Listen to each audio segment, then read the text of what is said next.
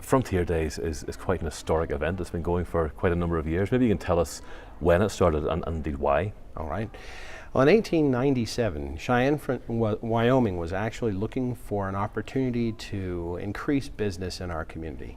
At this time in 1897, Cheyenne, like a good portion of the western United States, was suffering from a great economic depression that had started several years before. And everybody was looking for the opportunity to try and encourage business and people to come visit and spend their money.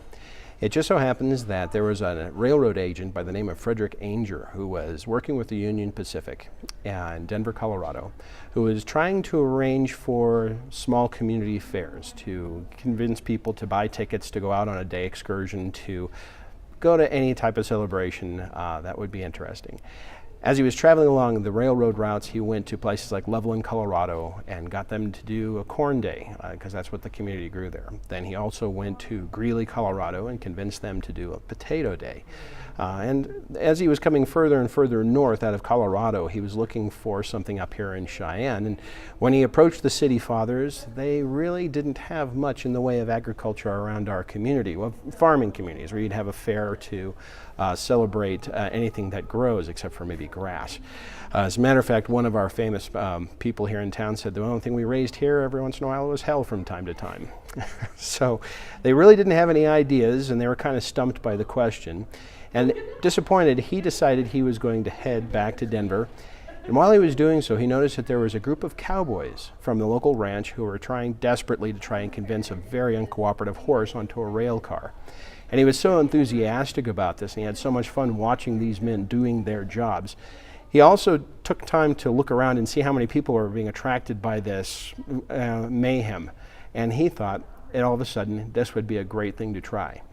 He re-engaged the city fathers even before he left town, and they began to realize that they had something very special here. Obviously, the cattle industry had been having some very difficult times too, but the men of the town were also looking at the possibility that maybe we could celebrate the history of this town. They thought the Old West was going away even by that time. And so they thought that maybe they could have a celebration that would celebrate what once was our Hell on Wheels days, the railroad, soldiers, Indians, and of course, cowboys and the ranching lifestyle. At that time, we also had popular Wild West shows like the Buffalo Bill Wild West show that was traveling around the world, making a great name for the American West. So they decided to try it out and see if that would be a celebration that would work here. They did it for one day in September, on late September, on the 23rd, 1897. Got about 4,000 people up from Denver the first year.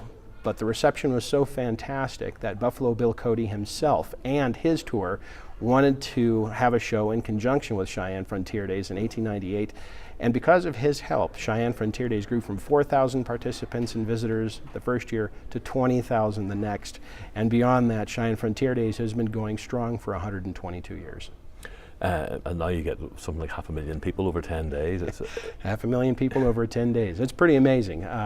We have about 60,000 people officially from the census within the city limits. But imagine a small town like that would have this big of a celebration regularly every year for 122 years is really saying something remarkable about the event and the community who wants to have it. So people coming to Frontier Days now really get to see genuine America? Oh yes, absolutely. This is a uniquely American sport. I mean, when there are animal sports where men compete against, men and women compete against animals. They do it in the Middle East, they do it in Europe. But here this is kind of an American take on not only man against beast, but also kind of a celebration of the American frontier and the American West that rodeo represents. And so yeah, it's a very unique celebration that we're very fortunate happened here. And if people want to find out more about it, what's the website they should visit? Wonderful place to visit for learning more about Cheyenne Frontier Days itself is cfdrodeo.com.